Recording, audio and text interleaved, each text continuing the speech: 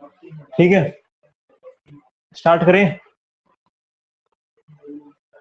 हाँ, कल हमने पढ़ा था methods of friction, methods of charging, methods of charging वाला पढ़ा था। उसमें मैं एक बार पहले जो कल वो पढ़ा था उसका फ्लैशबैक ले ली। उसमें था methods of charging, methods of charging. ठीक है, इसमें जो पहला था वो कौन सा मेथड था? By friction. ठीक है, बाय फ्रिक्शन किया था हमने। और जो सेकंड था वो था बाय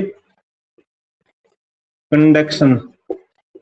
ठीक है, और जो थर्ड था वो था बाय इंडक्शन।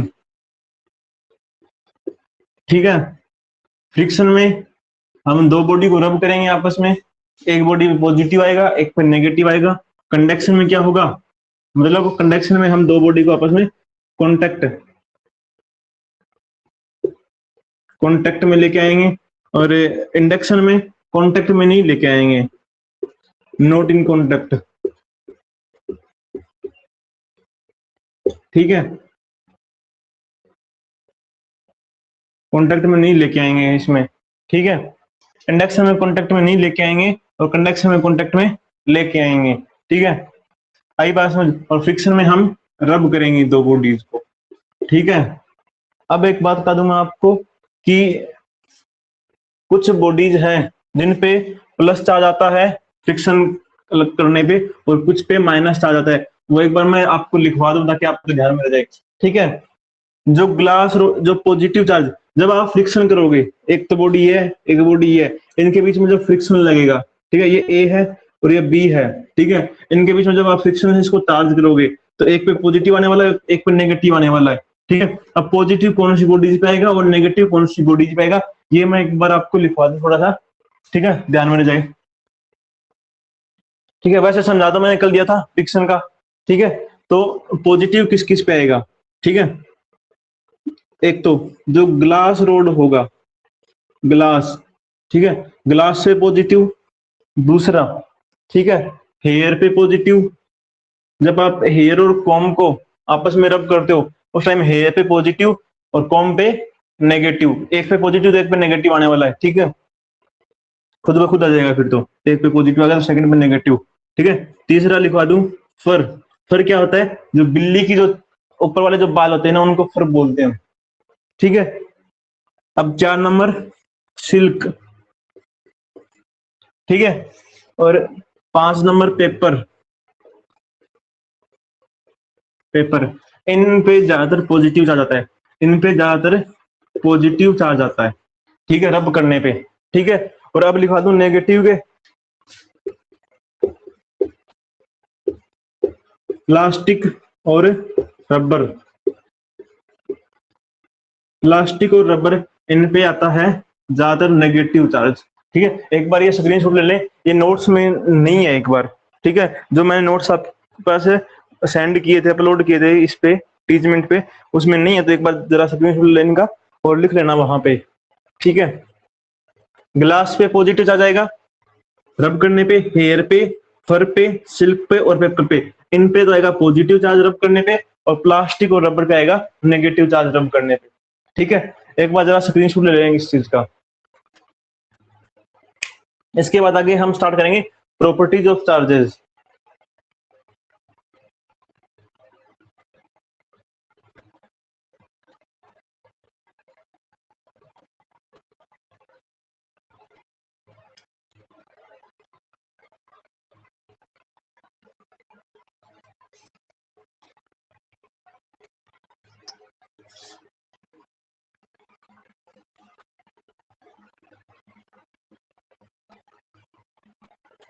हाँ, प्रॉपर्टीज ऑफ चार्जेस स्टार्ट करने से पहले मैं आपको एक चीज बता दूं। ठीक है, आप ये नाम बार बार सुनोगे। ठीक है,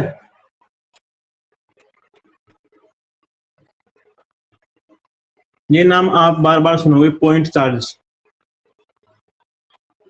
पॉइंट चार्ज, एक तो ये सुनोगे और एक और भी आएगा test charge.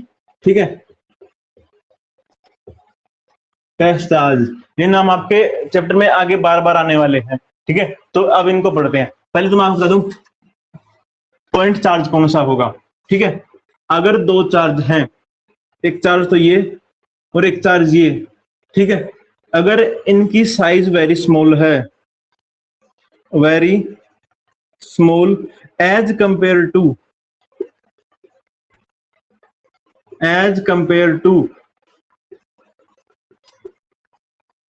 Distance between them, अगर इनके बीच में जो डिस्टेंस है इसके कंपेयर में अगर इनकी साइज वेरी स्मॉल है तो हम उनको पॉइंट चार्ज बोलते हैं। मैंने मान लिया इनके दो चार्ज के बीच में ये था Q1, ये था Q2, इनके बीच की जो डिस्टेंस थी वो 1 मीटर थी। ठीक है, और जो इनकी जो रेडियस थी ये कितनी थी, 10⁻, मैंने मान ली -20 मीटर। ठीक है, और इसकी भी मैंने मान ली 10⁻⁻20 मीटर। ठीक है, ये इनकी रेडियस थी। ठीक है, तो अब देखो 1 metre very 1 metre is very very very very very greater than 10⁻⁻20 metre. आई बात समझ? मतलब जो इनके जो बीच की जो दूरी थी वो इनकी साइज से कई गुना बड़ी थी, इसलिए हम इन चार्ज को पॉइंट चार्ज इन चार्ज को हम पॉइंट चार्ज बोल देंगे। ठीक है, आई बात समझ? पॉइंट चार्ज समझ आया?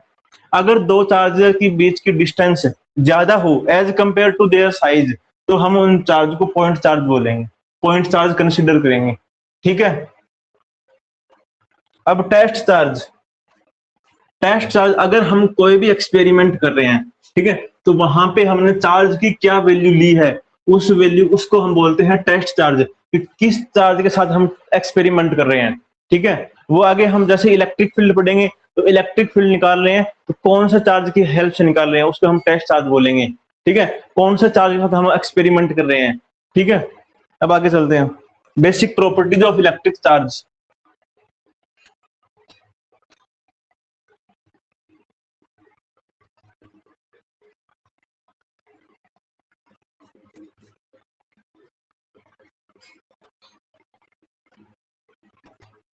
Basic properties of electric charge.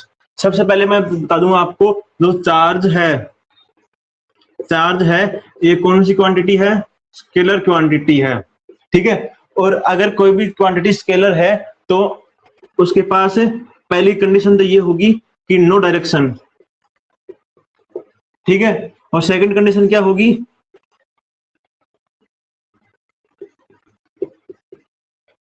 Follow scalar addition.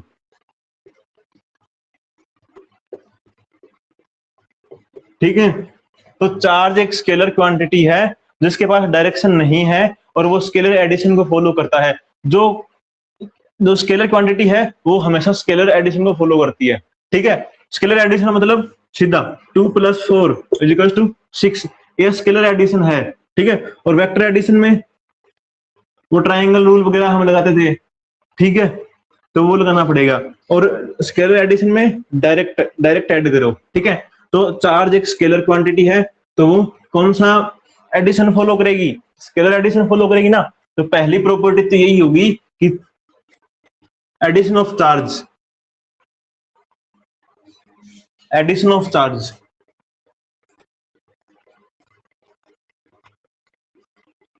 Addition of हम ही चार्ज का एडिशन कैसे होगा, चार्ज का एडिशन होगा वो होगा स्केलर एडिशन, स्केलर एडिशन होगा। ठीक है, अगर कोई बॉडी है उसमें जो चार्ज दिया है उसका डायरेक्ट स्केलर एडिशन कर दो, वो फाइनल चार्ज की क्वांटिटी आ जाएगी अपने पास। ठीक है, अब मान के चलते हैं कि ये मेरे पास कोई बॉडी थी। ठीक है, इसके पास यहाँ पे तो प्लस का 3 चार्ज था, 3 कूलम चार्ज, यहाँ पे माइनस का 2 कूलम चार्ज, यहाँ पे माइनस का 6 कूलम चार्ज, यहाँ पे प्लस का 9 कूलम चार्ज, यहाँ पे प्लस का 2 कूलम चार्ज। अगर मेरे को इस बॉडी पे ओवरऑल चार्ज निकालना है कि इस बॉडी पे ओवरऑल चार्ज कितना है, तो मैं क्या करूंगा, इन सभी का स्केलर एडिशन कर दूंगा। ठीक है, टोटल चार्ज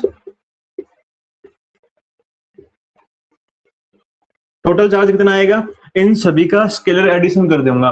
तो सबसे पहले +3, उसके बाद -2, फिर -6, फिर +9, फिर +2, ठीक है।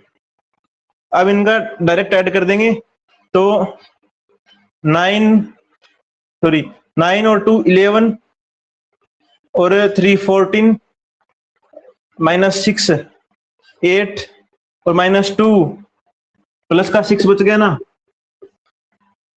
प्लस का 6 कूलम।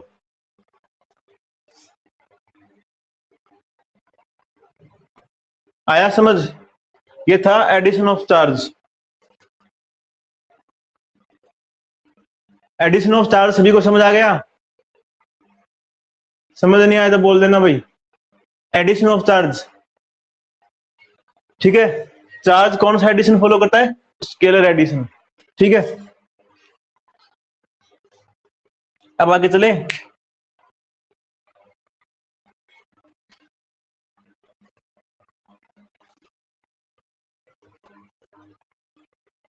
सेकंड प्रॉपर्टी चार्ज की,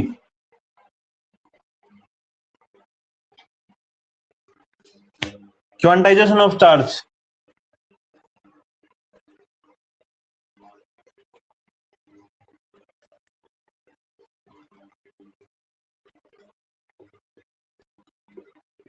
क्वांटाइजेशन ऑफ चार्ज,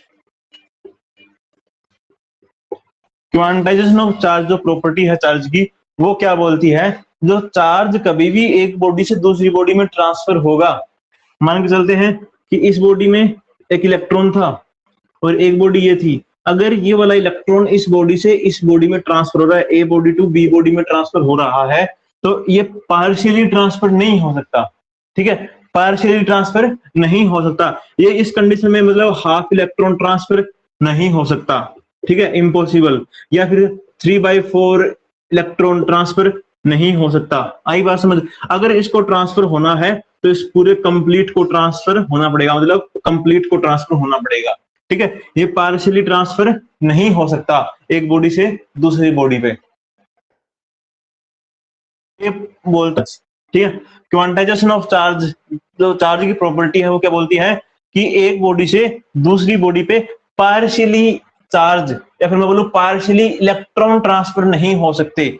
मैं चार्ज की बात करूंगा वहां पे इलेक्ट्रॉन समझना, क्यों? क्योंकि चार्ज इलेक्ट्रॉन की वजह से ही क्रिएट होगा, प्रोटॉन की वजह से क्यों नहीं हुआ? क्योंकि प्रोटॉन न्यूक्लियस में है और प्रोटॉन को बाहर निकालना न्यूक्लियस से थोड़ा मुश्किल है, ठीक है। तो हम ज्यादातर इलेक्ट्रॉन ही लेके चलेंगे, जहां पे चार्ज की बात आएगी वहां पे हम इलेक्ट्रॉन ही लेके चलेंगे ज्यादातर, ठीक है। तो अब मेरे को एक बात बताओ, ठीक है, हम ऐसे करें कि एक बॉडी ये थी, ठीक है, इसके पास चार्ज था 1 इलेक्ट्रॉन, 2 इलेक्ट्रॉन, ठीक है, 3 इलेक्ट्रॉन, 4 इलेक्ट्रॉन, अप टू इसके पास n इलेक्ट्रॉन थे, ठीक है। जो ए बॉडी थी इसके पास n इलेक्ट्रॉन थे, n नंबर ऑफ इलेक्ट्रॉन्स थे, ठीक है। और जो बी बॉडी थी, ये जो अपने पास बॉडी थी, ठीक है, इसके पास चार्ज था ऑलरेडी 0, ठीक है। फिलहाल इस पे चार्ज था 0, ठीक है। अब जैसे ही ये एक इलेक्ट्रॉन यहां पे ट्रांसफर हुआ, जैसे ही ये एक इलेक्ट्रॉन यहां से यहां पे ट्रांसफर हुआ, ठीक है, तो इस बॉडी पे चार्ज कितना आया, माइनस का E, या फिर मैं बोलूं माइनस का 1E। इस बॉडी पे चार्ज कितना आया, जब एक इलेक्ट्रॉन ट्रांसफर हुआ यहां से एक इलेक्ट्रॉन यहां पे आया, तो इस बॉडी पे चार्ज कितना आया, माइनस का 1E। 1 मतलब एक इलेक्ट्रॉन, ठीक है। E मतलब E की वैल्यू कल हमने पढ़ी थी, E होगा magnitude of charge on electron, ठीक है। इसकी वैल्यू 1.6 × 10⁻⁻19 कूलम। ये क्या था, magnitude of charge on electron और प्रोटॉन, ठीक है। आई बात समझ? जहां अगर इलेक्ट्रॉन की बात करेंगे तो साइन आ जाएगा माइनस का यहाँ पे, क्योंकि नेगेटिव नेचर, ठीक है, नेगेटिव पोलैरिटी होती है इलेक्ट्रॉन पे चार्ज की, ठीक है। अगर यहाँ पे प्रोटॉन होता और प्रोटॉन ट्रांसफर होता तो प्लस का 1E होता, ठीक है। अगर एक इलेक्ट्रॉन ट्रांसफर हुआ तो यहाँ पे चार्ज कितना है इस बॉडी पे, Q = 1e, ठीक है। अगर यहाँ पे प्रोटॉन होता तो प्लस का आता, अब यहाँ पे इलेक्ट्रॉन है तो माइनस का आ गया, ठीक है। अब अगर दूसरा इलेक्ट्रॉन यहाँ पे ट्रांसफर हो रहा है, ठीक है, एक इलेक्ट्रॉन ट्रांसफर और हो गया, तो अब यहाँ पे चार्ज कितना हुआ, माइनस का 2e कूलम, ठीक है। आई बात समझ। अगर ये तीसरा इलेक्ट्रॉन भी यहां से यहां पे ट्रांसफर हो जाए तो अब Q is equal to minus का 3e कूलम, ठीक है। अगर ये फोर्थ इलेक्ट्रॉन भी यहां पे ट्रांसफर हो जाए, अब Q is equal to minus का 4e कूलम, ठीक है। ऐसे करते करते लास्ट में अगर ये n के n इलेक्ट्रॉन, अगर ये n के n इलेक्ट्रॉन ट्रांसफर हो जाए इस साइड से इस साइड पे, ठीक है, अगर इस साइड से सारे के सारे n इलेक्ट्रॉन इस साइड ट्रांसफर हो जाए तो चार्ज क्या आएगा, Q is equal to minus का Ne, Ne आएगा कि नहीं आएगा। एक इलेक्ट्रॉन ट्रांसफर हुआ तो माइनस का 1e, दो हुए तो माइनस का 2e, अगर तीन इलेक्ट्रॉन यहां से इसमें ट्रांसफर हुए तो माइनस का 3e, चार हुए तो माइनस का 4e, और n इलेक्ट्रॉन ट्रांसफर हुए तो Q is equal to minus Ne, ठीक है। आया समझ।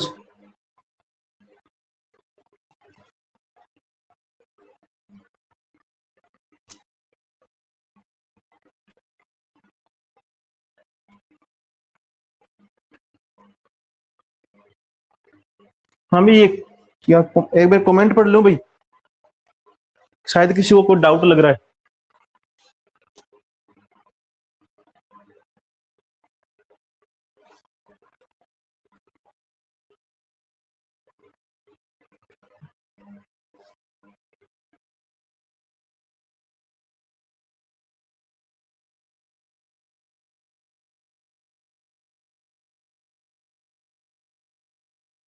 अच्छा क्लियर वॉइस नहीं आ रही Lokesh, hello Lokesh, clear voice नहीं आ रही अभी भी।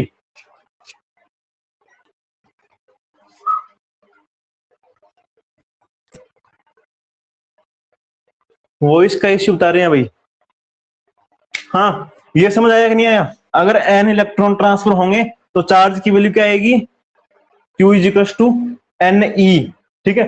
अब आगे करें, अगर यहाँ पे इलेक्ट्रॉन ट्रांसफर हुए, अब देखो Q की वैल्यू क्या आई, Q is equal to Ne आया ना, ठीक है। अगर n इलेक्ट्रॉन ट्रांसफर होते हैं तो दूसरी बॉडी पे चार्ज कितना आएगा, Q is equal to Ne, Q क्या होगा यहाँ पे, चार्ज, ठीक है। n क्या था, नंबर ऑफ इलेक्ट्रॉन, या फिर अगर मैं बात करूं प्रोटॉन की, ठीक है, तो नंबर ऑफ प्रोटॉन, पर प्रोटॉन हम लेंगे नहीं, क्यों, प्रोटॉन ट्रांसफर नहीं होंगे क्योंकि इलेक्ट्रॉन ही ट्रांसफर होते हैं, ठीक है। आई बात समझ। और E क्या होगा, E की वैल्यू ये रही, ठीक है, magnitude of charge on proton और इलेक्ट्रॉन, ठीक है। अगर इलेक्ट्रॉन इस बॉडी से इस बॉडी पर ट्रांसफर हो रहे, अब देखो जब ये इलेक्ट्रॉन, सॉरी, जब ये इलेक्ट्रॉन यहां से इस पर ट्रांसफर हुए, पहले ये यहां पे थे इलेक्ट्रॉन, ठीक है, तो अब ये एक इलेक्ट्रॉन यहां से ट्रांसफर हुआ, ठीक है, तो अब क्या होगा, इस बॉडी पे प्लस का 1e चार्ज आ जाएगा ना, इस बॉडी पे, इस बॉडी पे प्लस का 1e चार्ज आएगा ना, क्यों, क्योंकि पहले ये ओवरऑल न्यूट्रल थी, मतलब जितने प्रोटॉन थे उतने ही इलेक्ट्रॉन थे, ठीक है। प्रोटॉन मैंने दिखाया नहीं, इसमें शो नहीं किया, ठीक है। अगर मैं यहाँ पे साइड में प्रोटॉन शो कर दूं तो ये एक इलेक्ट्रॉन ट्रांसफर यहाँ पे होगा, तो यहाँ पे एक प्रोटॉन ज्यादा हो जाएगा, तो मतलब प्लस का 1e चार्ज आ जाएगा। अगर दो ये इलेक्ट्रॉन भी यहां से गया तो मतलब ये अपनी जगह खाली कर गया, ठीक है, मतलब अब दो प्रोटॉन ज्यादा हो गए यहाँ पे, ठीक है। अब ये तीसरा गया, तीन इलेक्ट्रॉन ज्यादा हो गए, चौथा गया, चार इलेक्ट्रॉन ज्यादा हो गए, ऐसे ही इस बॉडी पे कितना चार्ज आएगा, Q is equal two plus का Ne चार्ज आएगा कि नहीं आएगा। अगर समझ नहीं आया हो तो मैं एक बार दोबारा आपको क्लियर कर दूं, ठीक है, दोबारा इसी एग्जांपल से क्लियर कर देते हैं, ठीक है। मान के चलते हैं कि ये बॉडी भी स्टार्टिंग में न्यूट्रल थी, इलेक्ट्रिकली न्यूट्रल थी, ठीक है। अब मैं प्रोटॉन शो कर देता हूं यहाँ पे, ठीक है, ज्यादा क्लियर समझ आएगा, ठीक है। जितने प्रोटॉन है, n नंबर ऑफ प्रोटॉन है और n नंबर ऑफ इलेक्ट्रॉन है, मतलब n नंबर ऑफ प्रोटॉन ने n नंबर ऑफ इलेक्ट्रॉन का इफेक्ट कैंसिल किया, तो इस बॉडी पे फिलहाल चार्ज कितना, 0 कूलम, ठीक है। अब ये बॉडी न्यूट्रल है और इस बॉडी पे ना ही प्रोटॉन है और ना ही इलेक्ट्रॉन है, तो ये बॉडी न्यूट्रल है, ठीक है, दोनों बॉडी न्यूट्रल है क्योंकि इस पे इक्वल नंबर ऑफ इलेक्ट्रॉन और इक्वल नंबर ऑफ प्रोटॉन है और इस पे कुछ है ही नहीं, तो दोनों न्यूट्रल है। ठीक है, अगर ये एक इलेक्ट्रॉन यहां से ट्रांसफर हो जाए यहां पे, तो इस पे इलेक्ट्रॉन ज्यादा हो गए, एक इलेक्ट्रॉन हो गया, प्रोटॉन है नहीं यहाँ पे, इलेक्ट्रॉन की वजह से -1 कूलम्ब चार्ज आ गया।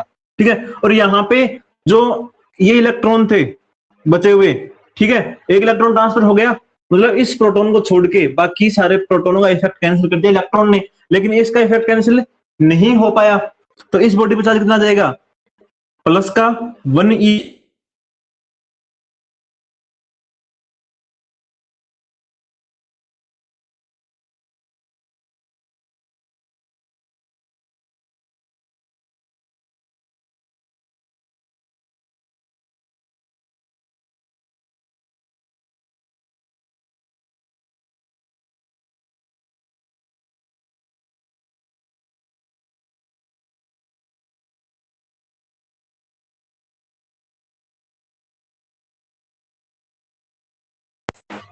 हाँ, अब यहाँ पे 2 इलेक्ट्रॉन बच गए बिना कॉम्बिनेशन के, ठीक है, सॉरी 2 प्रोटॉन बच गए बिना कॉम्बिनेशन के, तो यहाँ पे प्लस का 2 कूलम्ब चार्ज। अगर ये तीसरा इलेक्ट्रॉन भी यहाँ पे ट्रांसफर हो जाए, अब यहाँ पे माइनस का 3 कूलम्ब हो जाएगा, और यहाँ पे 3 प्रोटॉन बच गए बिना कॉम्बिनेशन के, तो इस पे प्लस का 3 कूलम्ब चार्ज आ जाएगा, 3e कूलम्ब चार्ज। ठीक है, अगर ये एक इलेक्ट्रॉन ट्रांसफर हो जाए तो यहाँ पे माइनस का 4e कूलम्ब चार्ज और यहाँ पे प्लस का 4e कूलम्ब चार्ज। ऐसे ही अगर ये n के n इलेक्ट्रॉन यहाँ पे ट्रांसफर हो जाए तो यहाँ पे माइनस का ne चार्ज और यहाँ पे प्लस का ne कूलम्ब चार्ज। आया समझ? ठीक है, तो मैं क्या लिख सकता हूं, जो चार्ज होगा उसकी वैल्यू क्या होगी, प्लस माइनस Ne होगी। ठीक है, plus minus Ne। Plus minus क्यों लिखा, क्योंकि जिस बॉडी से ट्रांसफर हो रहा है, जिस बॉडी से इलेक्ट्रॉन निकल रहा है, उस बॉडी पे पॉजिटिव चार्ज प्लस का Ne चार्ज। ठीक है, और जिस बॉडी पे आ रहा है उस पे माइनस का Ne चार्ज। ये बात क्लियर हुई कि नहीं हुई? क्वांटाइजेशन ऑफ चार्ज में ये बात क्लियर हुई कि नहीं हुई? Q इजिकल्स टू Ne कैसे आया, Q इजिकल्स टू Ne कैसे आया, और प्लस और माइनस साइन वाला लफड़ा ये आया कि नहीं आया, प्लस माइनस का फंडा समझ में आया कि नहीं आया? ठीक है, फटाफट कमेंट कर दो भाई, मैं देख लूं एक बार कमेंट आपके कि क्लियर है कि नहीं है, फिर आगे चलते हैं third property of charge.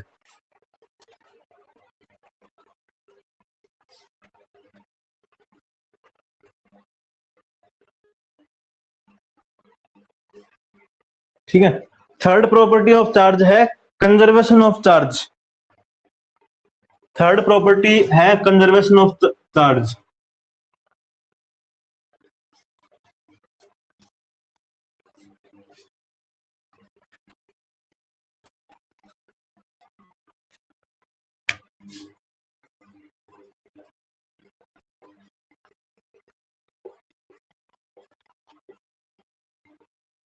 Conservation of charge, conservation of charge क्या बोलता है?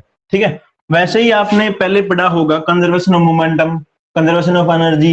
ठीक है, कि चार्ज है वो कभी डिस्ट्रॉय नहीं किया जा सकता और ना ही क्रिएट किया जा सकता। ठीक है, जो वैल्यू है चार्ज की ओवरऑल वही वैल्यू रहेगी। जैसे अभी समझाऊंगा आपको कि अभी अभी अपने एग्जांपल क्या था कि एक बॉडी ये है और एक बॉडी ये वाली है, इस पे ओवरऑल चार्ज कितना था, 0 कूलम्ब था स्टार्टिंग में, जितने नंबर ऑफ प्रोटॉन उतने ही नंबर ऑफ इलेक्ट्रॉन थे।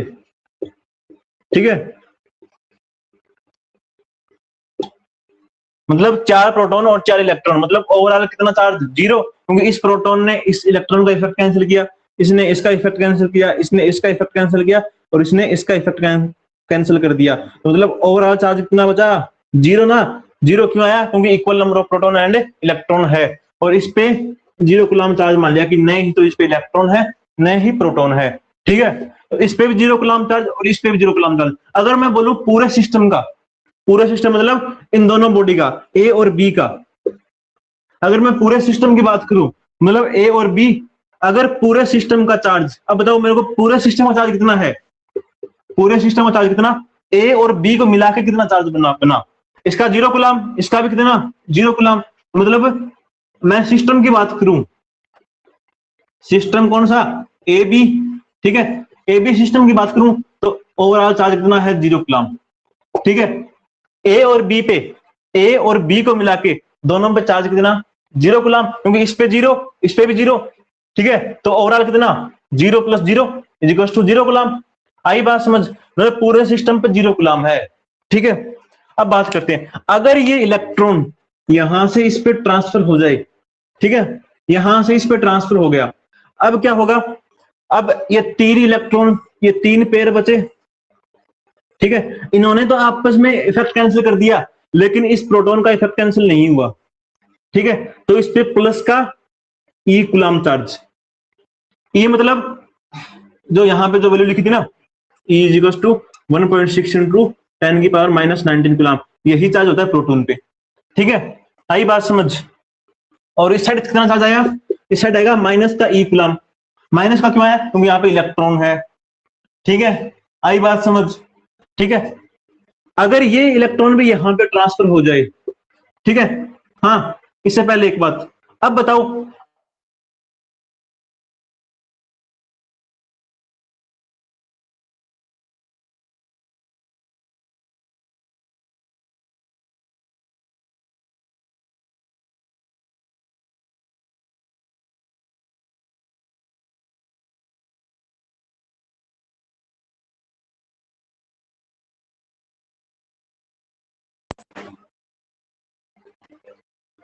हाँ, मतलब अभी भी सिस्टम पे 0 कूलम चार्ज है, ठीक है।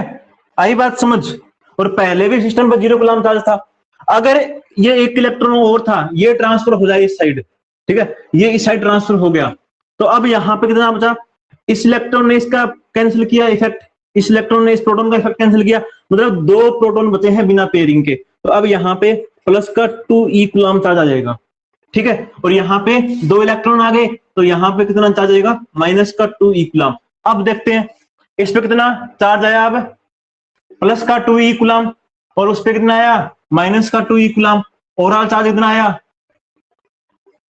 इस पे +2, इस पे -2, कैंसिल, 0। अभी भी सिस्टम पे 0 कूलम चार्ज है, लेकिन ये बॉडी चार्ज हो रही है। लेकिन मैं जब पूरे सिस्टम की बात करूं, तो पूरे सिस्टम पे तो वही सेम चार्ज रह रहा है, 0 कूलम, लेकिन ये बॉडी इन पे चार्ज ट्रांसफर हो रहा है। अब बात हम यहाँ पे कंजर्वेशन चार्ज में पूरे सिस्टम की बात करेंगे, ठीक है। आई बात समझ। अगर ये तीसरा इलेक्ट्रॉन यहाँ पे ट्रांसफर हो जाए, तो क्या होगा, यहाँ पे प्लस का 3 कूलम आ जाएगा, और यहाँ पे कितना आया, 1 2 3 इलेक्ट्रॉन है, तो 3 इलेक्ट्रॉन की वजह से माइनस का 3 कूलम चार्ज आएगा, ठीक है। अगर ये अब देखते हैं, तो माइनस का 3 और ये प्लस का, माइनस का 3 और प्लस का 3 कैंसिल हो जाएगा, ओवरऑल चार्ज कितना बचेगा, 0 कूलम बचेगा। ऐसे ही अगर ये मेरा 4th इलेक्ट्रॉन भी यहाँ से यहाँ पे ट्रांसफर हो जाए, तो क्या होगा, यहाँ पे चार्ज आएगा माइनस का 4 कूलम, ठीक है। और यहाँ पे चार्ज आएगा प्लस का 4 कूलम, ठीक है। आपस में कैंसिल, ओवरऑल कितना बचेगा, 0। मतलब ओवरऑल सिस्टम का चार्ज कंजर्व रहेगा, मतलब जो पहले था वही रहेगा, उसकी वैल्यू चेंज नहीं होगी, लेकिन एक बॉडी से दूसरी बॉडी पर ट्रांसफर हो सकता है। आई बात समझ। लेकिन पूरे सिस्टम का चार्ज वही सेम रहेगा, कंजर्व रहेगा, ठीक है। आई बात समझ। अगर 0 था पूरे सिस्टम का पहले, तो 0 लास्ट में। अगर पूरे सिस्टम का पहले 5 कूलम था, तो लास्ट में 5 कूलम रहेगा चार्ज, आपस में बॉडीज में ट्रांसफर होने के बाद भी, ठीक है, पूरे सिस्टम में। ये आया नहीं आया समझ, कंजर्वेशन ऑफ चार्ज? फटाफट कमेंट कर दे, कंजर्वेशन ऑफ चार्ज समझ आया कि नहीं आया।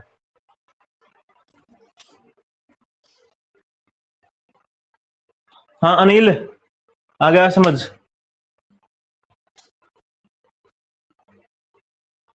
कंजर्वेशन ऑफ चार्ज समझ आया कि नहीं आया?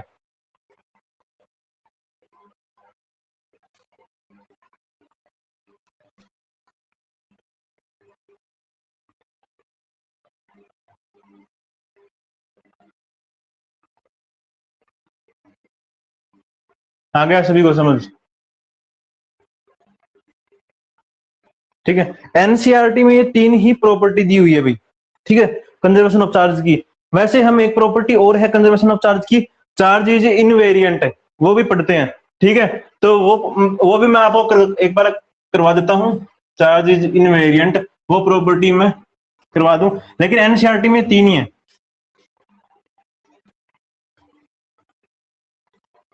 ठीक है। अगर हम पहले वो फोर्थ प्रॉपर्टी पढ़ेंगे तो इससे पहले अपने को कुछ फ्रेम ऑफ रेफरेंस के बारे में पढ़ना पड़ेगा।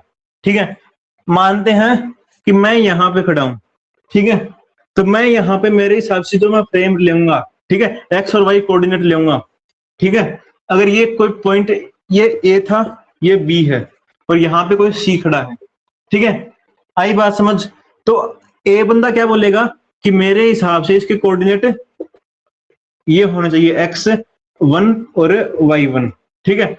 ये ए क्या बोलेगा, x1 और y1 कोऑर्डिनेट होना चाहिए, ठीक है, ए के हिसाब से। लेकिन सी क्या बोलेगा, अगर हम सी के हिसाब से कोऑर्डिनेट सिस्टम देखें तो क्या आएगा, सी का कोऑर्डिनेट सिस्टम यहाँ पे बनेगा, इस साइड माइनस का आएगा, फिर ये माइनस का y, फिर माइनस का x, या y ले लो आपकी मर्जी हो तो, ठीक है, प्लस का x, ये ऊपर वाला y, ठीक है। अब इसके हिसाब से इसका कोऑर्डिनेट सिस्टम यहाँ पे और इसके हिसाब से कहाँ पे था, यहाँ पे था, ठीक है।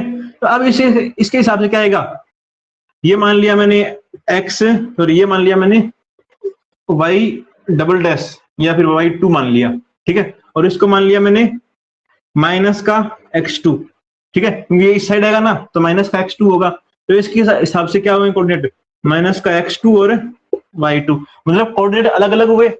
मतलब कि जो फ्रेम था मेरा, जो फ्रेम था ना, उससे आपके कोऑर्डिनेट चेंज होंगे, ठीक है, एक इस फ्रेम से अलग होंगे कोऑर्डिनेट, इस फ्रेम से अलग कोऑर्डिनेट होंगे, ठीक है, ये बात समझ आई। और आगे पढ़ेंगे, और आगे पढ़ते हैं एक बार एक चीज और, अगर आप रेस्ट में हैं, अगर आप रेस्ट में रुके हुए हैं, मतलब velocity is equal to 0 metre पर सेकंड, ठीक है, अगर आप रेस्ट में हैं, रुके हुए हैं, ठीक है, तो इस टाइम अगर आपका मास m है, ठीक है, m kg है अगर आपका मास, जब आप रुके हुए हैं, मतलब वेलोसिटी 0 मीटर पर सेकंड है, उस टाइम आपका मास m kg है। अगर फिर आप थोड़ी देर बाद आप दौड़ना स्टार्ट कर दिया, थोड़ी देर बाद आपने दौड़ना स्टार्ट कर दिया, ठीक है, इक्वल टू सी स्पीड से मान लो, ठीक है, v is equal to c speed, c मतलब स्पीड ऑफ लाइट, सी क्या थे यहां पे, स्पीड ऑफ लाइट। हाँ, कमेंट करके फटाफट बताओ स्पीड ऑफ लाइट कितनी होगी, सी की वैल्यू क्या होगी, 3 × 10⁸ मीटर पर सेकंड। अगर आप इस स्पीड से दौड़ने लगोगे तो आपका जो मास था वो m kg नहीं रह के इनफाइनाइट हो जाएगा, इनफाइनाइट kg हो जाएगा। आई बात समझ। अगर आपकी स्पीड यहाँ पे रेस्ट में थे आप, उस टाइम आपका मास m था, और लेकिन आप जब दौड़ने लगे उस टाइम आपका मास कितना, इन्फिनिटी ना, इन्फिनिटी हो जाएगा। ये आप STR में पढ़ोगे, STR special theory of relativity, ठीक है, जो आइंस्टीन ने दिया था, ठीक है। तो आपका मास इन्फिनिटी हो जाएगा, ठीक है, मतलब आपका मास चेंज हो रहा है, आपका मास स्टेबल नहीं है, आपका मास स्टेबल नहीं है, आपका मास भी चेंज हो रहा है, आपकी स्पीड पे डिपेंड कर रहा है वो, ठीक है, आई बात समझ। और स्पीड पे डिपेंड कैसे करेगा, अगर आपका रेस्ट में मास m था, या फिर मैं मान लूं अगर मेरा रेस्ट में मास m0 था, ठीक है, तो मेरा भागते समय, अगर मेरा रेस्ट में मास m0 था, मेरा दौड़ते समय मास क्या होगा, m is equal to m0/√1 - v²/c², ये वैल्यू आएगी, ठीक है, इतना मास हो जाएगा मेरा भागते समय, ठीक है। अब देखो यहाँ पे c की वैल्यू रखूं मैं, सॉरी v की वैल्यू कितनी, c ना, तो मैं c रख दूं यहाँ पे, तो c² कितना बचा, 1 बचा, 1 - 1 कितना, 0, m0/0 कितना आएगा, इन्फिनिटी, आया कि नहीं आया, ठीक है। ये आप STR में पढ़ोगे, स्पेशल थ्योरी ऑफ रिलेटिविटी में। मतलब जब आपका फ्रेम चेंज हो रहा है, देखो आप रेस्ट में थे तो आपका फ्रेम ये था, आप यहां पे थे, अब आप भाग रहे हो तो मतलब आपकी पोजीशन चेंज हो रही है ना, ठीक है। अब थोड़ी देर बाद आप यहाँ पे आए तो आपका फ्रेम यहाँ पे बनेगा, थोड़ी देर बाद आप यहाँ पे आओगे तो आपका फ्रेम यहाँ पे बनेगा, ठीक है, मतलब आपका फ्रेम चेंज हो रहा है, ठीक है, भागते समय, तो आपका मास भी चेंज हो रहा है, ठीक है, आई बात समझ। मतलब मास भी फ्रेम पे डिपेंड करेगा और पोजीशन भी फ्रेम पे डिपेंड करेगी, लेकिन चार्ज ऐसी प्रॉपर्टी शो नहीं करता, चार्ज की वैल्यू सभी फ्रेम में इक्वल रहती है। अगर ये वाला फ्रेम है आपका और यहाँ पे कोई चार्ज रखा है Q, ठीक है, और एक फ्रेम ये है, तो इसके लिए भी इस चार्ज की वैल्यू क्यू कूलम होगी और इस फ्रेम के लिए भी इस चार्ज की वैल्यू क्यू कूलम होगी। ठीक है, मतलब चार्ज इज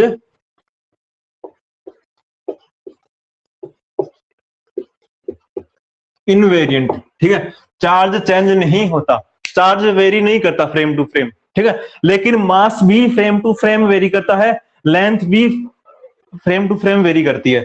ठीक है, और पोजीशन भी, लेकिन चार्ज नहीं करता वेरी फ्रेम टू फ्रेम। हाँ भाई, ये इनवेरिएंट, चार्ज इज इनवेरिएंट, ये प्रॉपर्टी समझ आई कि नहीं आई? चार्ज एक फ्रेम से दूसरे फ्रेम में वेरी नहीं करेगा, उसकी वैल्यू वो सेम रहेगी। ठीक है, ये समझ आया कि नहीं आया? जल्दी से कमेंट कर दो भाई एक बार।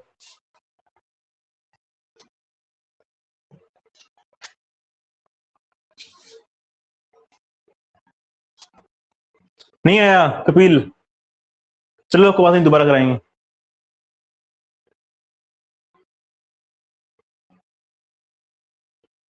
हाँ, अनिल और हेमंत।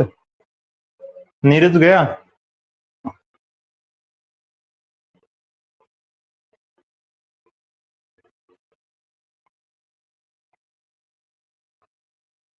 हाँ अनिल, समझ आया कि नहीं आया? नेटवर्क इश्यू, नेटवर्क इश्यू है। दिखाई नहीं दे रहा, या फिर आवाज नहीं आ रही, या फिर बीच में कट रहा है?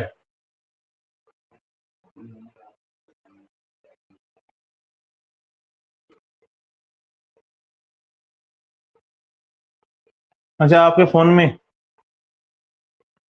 ठीक है, दोबारा करता हूँ कपिल में।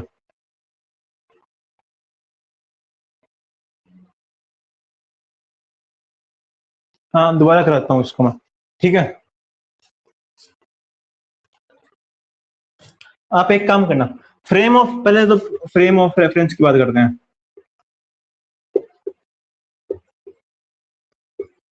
ठीक है, आपने 10th क्लास में ऐसे कुछ ड्रॉ किया होगा, एक्स एक्सिस वाई एक्सिस। ठीक है, बायोलॉजी वालों को थोड़ी दिक्कत आ सकती है क्योंकि वो उन्होंने मैथ कम पढ़ी है इसलिए। ठीक है, आपने कुछ ऐसे ग्राफ प्लॉट किए हैं, ये एक्स एक्सिस, ये वाई एक्सिस। ठीक है, अगर आप यहाँ ये तो, अगर इस पॉइंट का मतलब है कि आप इस पॉइंट के हिसाब से किसी पॉइंट की पोजीशन बता रहे हो। ठीक है, अगर आप ए यहाँ पे खड़ा है, यहाँ पे कोई बी है, और यहाँ पे कोई सी खड़ा है। ठीक है, तीनों एक तरफ मुंह कर खड़े हैं, ऐसे खड़े हैं तीनों, तीनों इस साइड मुंह करके खड़े हैं, सारा को फेस सामने है। ठीक है, तो ए क्या बोलेगा? ए बोलेगा कि मेरी लेफ्ट साइड, कि मेरे लेफ्ट साइड बी खड़ा है। ए के लेफ्ट में है कि नहीं है बी? ए के लेफ्ट में है ना बी? क्या सी भी यही बात बोलेगा कि मेरे लेफ्ट में बी खड़ा है? सी का लेफ्ट किस साइड होगा? इस साइड होगा। सी का लेफ्ट की साइड इस साइड ना, तो सी क्या यही बात बोलेगा कि मेरे लेफ्ट में बी खड़ा है? नहीं बोलेगा ना। सी बोला कि मेरे राइट में बी खड़ा है। आई बात समझ? मतलब इस पॉइंट पे और इस पॉइंट पे, मतलब इस frame of reference, frame of reference में, मतलब यहां पे फ्रेम ऑफ रेफरेंस ले और यहां पे एक फ्रेम ऑफ रेफरेंस ले। ठीक है, तो इनमें इनकी पोजीशन चेंज नहीं हुई कि नहीं हुई? इसके हिसाब से तो ये लेफ्ट साइड था, इसके हिसाब से ये लेफ्ट था। ठीक है, और इसके हिसाब से ये राइट था। ठीक है, पोजीशन चेंज हुई कि नहीं हुई? हुई ना।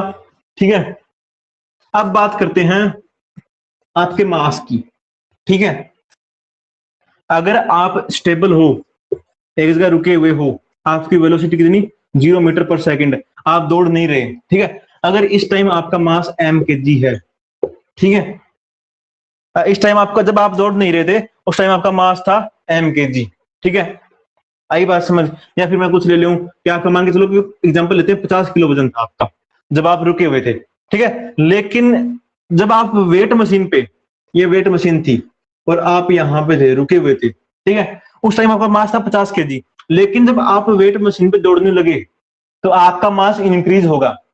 ठीक है, जैसे आप वेट मशीन पे दौड़ोगे ना, आपका मास इंक्रीज होगा। आई बात समझ? ठीक है, अगर आपकी स्पीड इंक्रीज होगी तो आपका मास भी क्या होगा? इंक्रीज होगा। और जब आपकी स्पीड है वो स्पीड ऑफ लाइट के बराबर हो गई, मतलब सी के बराबर। ठीक है, जब आपकी स्पीड v तो है आपकी स्पीड, c है स्पीड ऑफ लाइट, जब आपकी स्पीड ऑफ लाइट के बराबर हो जाएगी ना, उस टाइम आपका मास हो जाएगा इन्फिनिटी। ठीक है, स्पीड ऑफ लाइट की वैल्यू है 3 इंटू 10⁸ मीटर पर सेकंड। जब आप इस स्पीड से दौड़ोगे ना, तो आपका जो मास है वो इन्फिनिटी केजी हो जाएगा। ठीक है, आई बात समझ? ये है स्पेशल थ्योरी ऑफ रिलेटिविटी का कॉन्सेप्ट। ठीक है, आई बात समझ? मतलब हाँ, और आपकी लेंथ भी चेंज हो जाएगी, मास किस हिसाब से चेंज होगा। अगर आपका रेस्ट में मास एम नोट था, अगर जब आप रुके हुए थे उस टाइम आपका मास एम नोट था, या मैंने यहां पे लिया 50 kg लिया, ठीक है, तो जो आपका दौड़ते समय जो मास होगा वो होगा 50/√1 माइनस v²/c²। ठीक है, ये था आपका जब रेस्ट में मास, मतलब rest mass upon √1 minus v थी आपकी स्पीड और c थी स्पीड ऑफ लाइट। तो v की जगह मेरी v कितनी c ले ली मैंने, जब मेरी v की वैल्यू कितनी हो c हो तो c² हो जाएगी, c² से c² कैंसिल, मतलब 1 बचा, 1 माइनस 1 कितना बचा, 0 बचा, तो मतलब 50/0 कितना आ जाएगा, इन्फिनिटी। आई बात समझ? ठीक है, अगर आपका भागते समय मास निकालना है तो उसकी वैल्यू होगी, रेस्ट में आपका मास कितना है अपॉन में 1 माइनस v² अपॉन में c², v का v क्या है यहाँ पे, आपकी स्पीड है, स्पीड ऑफ बॉडी, और c क्या है, स्पीड ऑफ लाइट। अब ये समझ में आया कि नहीं आया इतना? अब बात करते हैं, हाँ देखो मास भी चेंज हो रहा है आपका, ठीक है, फ्रेम के साथ। जब आपका फ्रेम चेंज हो रहा है, यहां पे फ्रेम था आपका ये वाला, जब आपने दौड़ना शुरू किया आप यहां पे आ गए तो आपका फ्रेम हो गया ये वाला, जब आगे दौड़े आप यहां पे आ गए तो आपका फ्रेम हो जाएगा ये वाला, फिर आगे दौड़े आप यहां पे, आपको यहां पे पहुंचने के बाद आपका फ्रेम हो जाएगा ये वाला। मतलब जब आपकी पोजीशन चेंज हो रही है, ठीक है, तो आपका मास फ्रेम के हिसाब से ही आपका मास भी चेंज हो रहा है। आई बात समझ? और लेंथ भी चेंज होती है, लेंथ भी, ठीक है, पोजीशन भी चेंज होगी, ठीक है, लेकिन चार्ज है ना, चार्ज चार्ज चेंज नहीं होगा, चार्ज इनवेरिएंट रहता है। ठीक है, चार्ज चेंज नहीं होगा, चार्ज की वैल्यू चेंज नहीं होगी। अगर चार्ज पहले रेस्ट में था, अगर चार्ज पहले रेस्ट में था, चार्ज की स्पीड कितनी थी, 0 मीटर पर सेकंड, उस टाइम जो वैल्यू होगी वही उसकी वैल्यू भागते समय होगी। ठीक है, लेकिन दूसरी बॉडी की वैल्यू चेंज होती है। ठीक है, अगर यहाँ पे कोई चार्ज था, ठीक है, अब ये दौड़ रहा था, ठीक है, तो इसके ऊपर जो चार्ज था वो था 5 कूलम।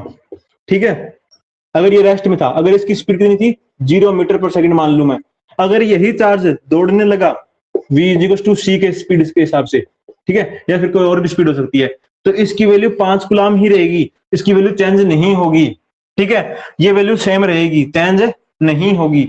जैसे मास चेंज हो रहा था ना, जैसे मास चेंज हुआ ना, पहले वाले जो हमने इससे पहले जो विलेज के उसमें पढ़ा था, तो वहां पे मास चेंज हो रहा था, ठीक है, और उसकी लेंथ भी चेंज हो रही थी बॉडी की। ठीक है, अगर कोई बॉडी है ये वाली, अगर ये रेस्ट में पड़ी है तो अपने को इतनी बड़ी दिखाई देगी ये, लेकिन अगर ये फुल स्पीड से भाग के जाए तो अपने को छोटी सी दिखाई देगी।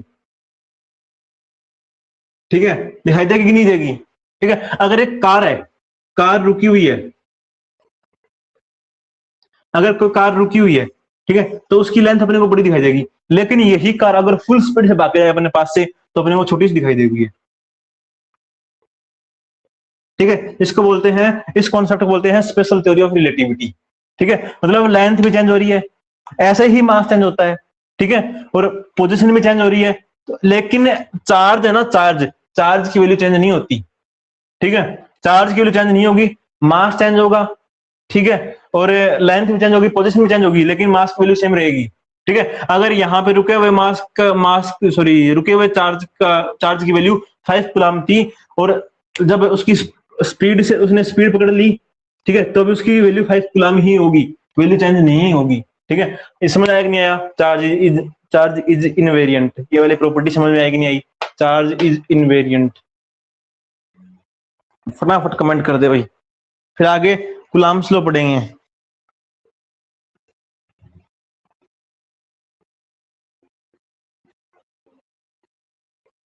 कपिल, आ गया समझ? ठीक है, ठीक है भाई, आगे पढ़ते हैं कुलाम्स लॉ। आगे कुलाम्स लॉ पढ़ते हैं।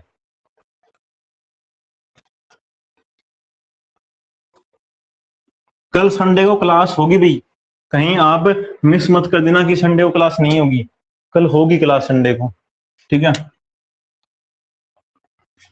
आगे पढ़ते हैं कुलाम्स लॉ।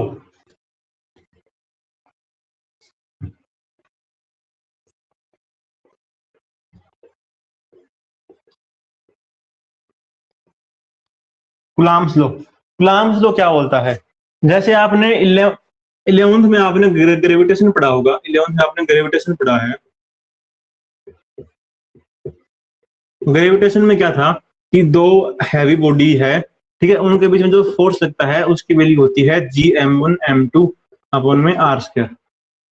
r क्या था? इनके बीच की दूरी थी, ठीक है। m1 इसका मास था, m2 इसका मास था, ठीक है, ऐसा पढ़ा है ना, ठीक है। ऐसा ही कुछ कुलाम्स लॉ में है, ठीक है। कुलाम्स लॉ क्या बोलता है?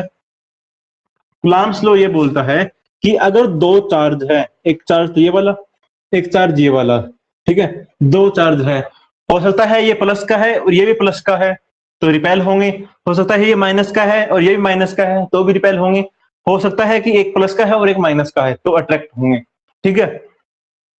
दो चार्ज है, इसको मान लिया मैंने Q1 और इसको मान लिया मैंने Q2। आई बात समझ? Q किसको रिप्रेजेंट कर रहा है? चार्ज को। आई बात समझ? ठीक है। दो चार्ज थे मेरे पास और इनके बीच की जो दूरी थी, इनके बीच की जो दूरी थी वो थी मेरे पास R, ठीक है। अगर मेरे पास दो चार्ज है और उनके बीच की दूरी R है तो जो इनके बीच में जो लगने वाला जो फोर्स है, इन चार्ज के बीच में जो लगने वाला फोर्स है उसकी वैल्यू क्या होगी, ठीक है, उसके बारे में बताता है हमें कुलाम्स लॉ, ठीक है। अगर दो चार्ज है वो R दूरी से सेपरेट किए गए हैं तो उनके बीच लगने वाले फोर्स की वैल्यू क्या होगी, ये बात बताता है हमें कुलाम्स लॉ, ठीक है।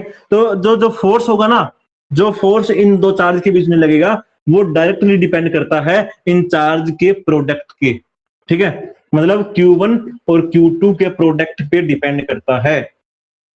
पहला स्टेटमेंट तो ये है, ठीक है, कि कुलाम्स लॉ क्या बोलता है कि दो चार्ज के बीच में लगने वाला फोर्स उन चार्ज के प्रोडक्ट पे डायरेक्टली डिपेंड करता है। आई बात समझ? कुलाम्स लॉ का पहला स्टेटमेंट। दूसरा स्टेटमेंट क्या है कि जो फोर्स है वो इनवर्सली प्रोपोर्शनल होता है उनके बीच की दूरी के स्क्वायर के। आई बात समझ? कि जो चार्ज है उनके बीच की जो दूरी है उसकी स्क्वायर के इनवर्सली प्रोपोर्शनल होता है उनके बीच लगने वाला फोर्स। ये दो चीज, आई बात समझ? ये दो स्टेटमेंट थे, दोनों स्टेटमेंट क्लियर। अब एक काम करते हैं, दोनों को साथ में लिखते हैं। तो F directly proportional to Q1 Q2 upon R²। आई बात समझ? ठीक है। अब क्या करेंगे? अब जो ये प्रोपोर्शनलिटी का साइन है इसको हटाने के लिए हम क्या करेंगे, एक कांस्टेंट काम में लेंगे, F is equal to K Q1 Q2 upon में R²। ये आएगा फोर्स की वैल्यू, ठीक है। K यहां पे क्या होगा? कांस्टेंट होगा। Q1 क्या होगा? एक चार्ज की, इस चार्ज की वैल्यू। Q2 क्या है? इस चार्ज की वैल्यू। R क्या है? उनके बीच की दूरी है। और F क्या है? इन दोनों चार्ज के बीच में लगने वाला फोर्स, ठीक है। ये बात समझ में आई कि नहीं आई? हाँ, ये समझ में आया कि नहीं आया? दो स्टेटमेंट थे उनको दोनों को कंबाइन कर दिया। हाँ, आ गया, क्लियर है, ठीक है। अब आगे, ठीक है। अब यहां पे जो K है, जो अपने पास जो K आया है, ये वाला K, इसकी वैल्यू क्या होगी? 9 इंटू 10⁹, ठीक है। जो K की वैल्यू है वो होगी 9 इंटू 10⁹, या फिर K की वैल्यू हम लिखते हैं 1/4πε0, ठीक है। दोनों वैल्यू आप ये भी लिख सकते हो, ये भी लिख सकते हो। मैंने इसके आगे K की यूनिट नहीं लगाई, मैंने इसके K की यूनिट नहीं लगाई आगे, ठीक है। अब आप यूनिट निकालो और कमेंट में कमेंट करके बताओ मुझे कि K की यूनिट क्या होने वाली है। फटाफट यूनिट निकालो कॉपी में और जल्दी से कमेंट कर दो कि यहाँ पे जो के की यूनिट है वो क्या होने वाली है। फटाफट देखता हूं मैं भी, ठीक है, के की यूनिट क्या होने वाली है, ठीक है, फटाफट कमेंट करो भाई, के की यूनिट क्या होने वाली है। पहले यूनिट का कमेंट करो, फिर डायमेंशन का कमेंट करो, डायमेंशन क्या होने वाली है।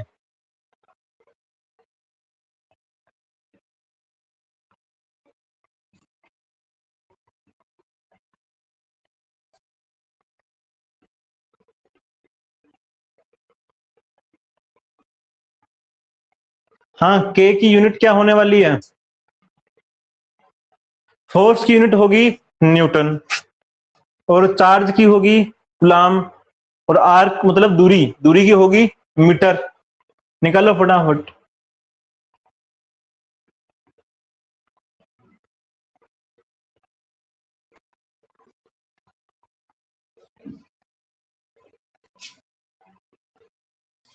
हाँ भाई, इधर देखो, ठीक है, फोर्स की यूनिट क्या होगी न्यूटन, इक्वल्स टू के की यूनिट निकालनी है तो के की जगह के रख दिया।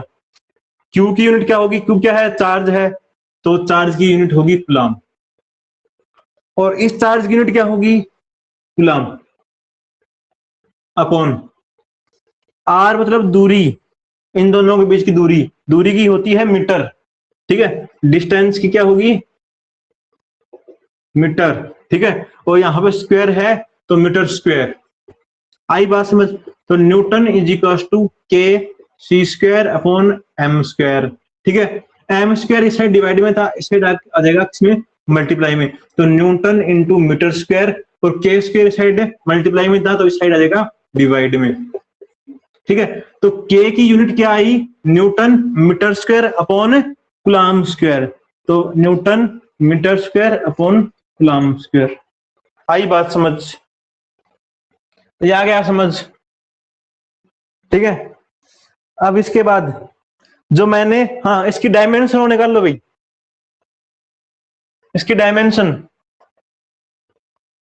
न्यूटन की डायमेंशन क्या थी m1 l1 t-2, ठीक है, और m क्या था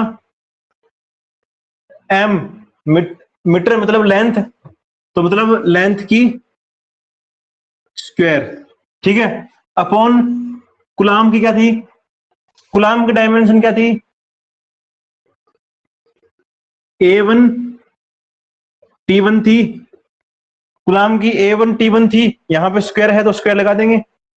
अब देखो L2 और ये 1 ये रहा, ठीक है, तो ये L3, आई बात समझ, और ये T2 नीचे प्लस का है, ये ऊपर जाएगा तो माइनस का, तो माइनस का 2 और माइनस का 2 माइनस का 4, आई बात समझ, और ये A2 नीचे प्लस का है और ये ऊपर जाएगा तो किसका हो जाएगा माइनस का, ये डायमेंशन हो जाएगी। आया कि नहीं आया समझ, ये डायमेंशन हो गई के की।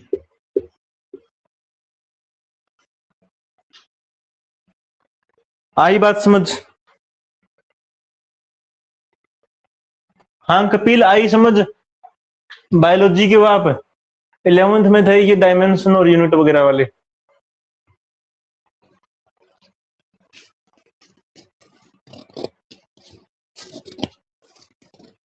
ठीक है, अब बात करते हैं, मैंने यहां पे ये लिखा k equals to 1/4 pi epsilon naught, ठीक है, ये है एप्सिलॉन नॉट मतलब परमिटिविटी ऑफ मीडियम, ठीक है, क्या चीज है परमिटिविटी ऑफ मीडियम, ठीक है।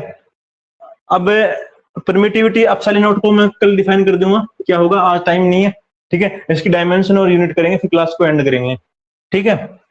तो जो परमिटिविटी ऑफ मीडियम है, ठीक है, इसकी वैल्यू क्या होगी एप्सिलॉन नॉट की, आप निकाल सकते हो, के की वैल्यू क्या है, के की वैल्यू है 9 इंटू 10 की पावर 9 कूलम, ठीक है, और 4 की वैल्यू आपके पास है 4 है ही, पाई की वैल्यू है 22/7, ठीक है, यहां से आप एप्सिलॉन की वैल्यू निकालोगे तो एप्सिलॉन की वैल्यू आएगी आपके पास 8.85 इंटू 10 टू द पावर -12,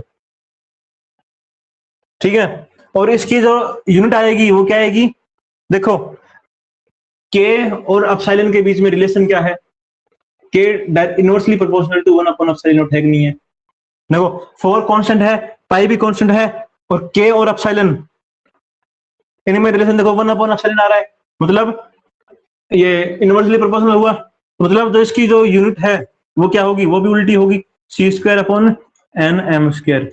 या फिर आप ऐसे निकालना तो ऐसे निकाल लो, वरना आपके पास जो फॉर्मूला है वैसे निकाल लो।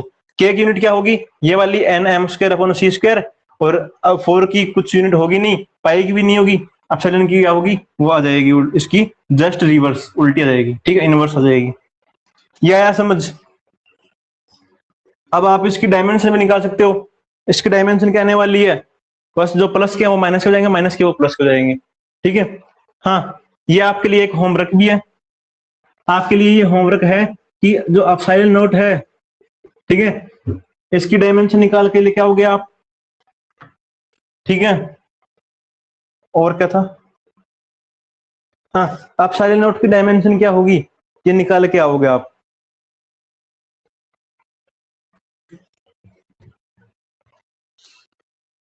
इरेज कर दूं? कोई अगर इसमें कोई दिक्कत है तो पूछ ले भाई, कमेंट कर दे जरा।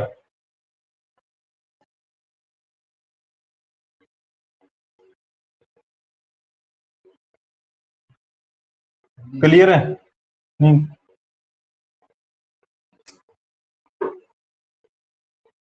कमेंट नहीं आया, हाँ क्लियर है, ठीक है।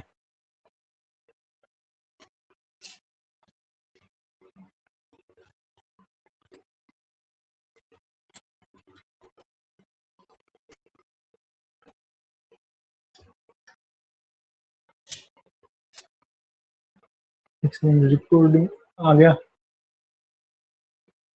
नहीं है कोई प्रॉब्लम? ठीक है तो भाई,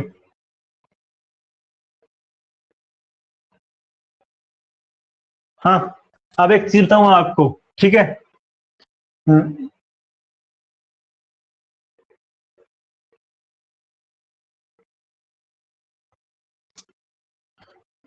आज की डेट होगी 10, 11, 12, 13, हाँ, 15 जुलाई से, 15 जुलाई से एक तो टाइम चेंज करेंगे, ठीक है। दूसरी बात, ठीक है, जो संडे है आने वाला,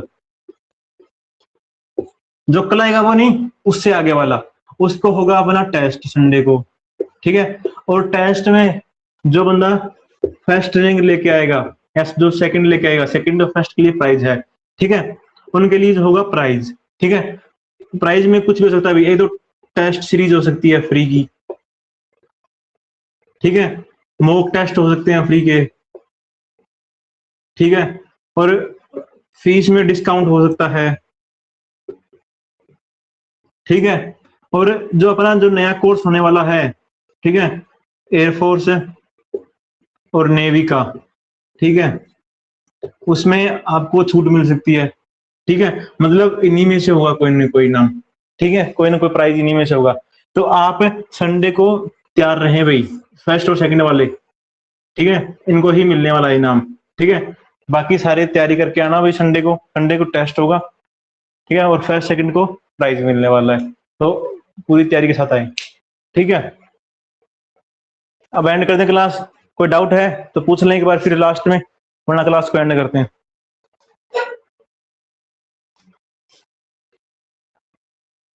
लोकेश को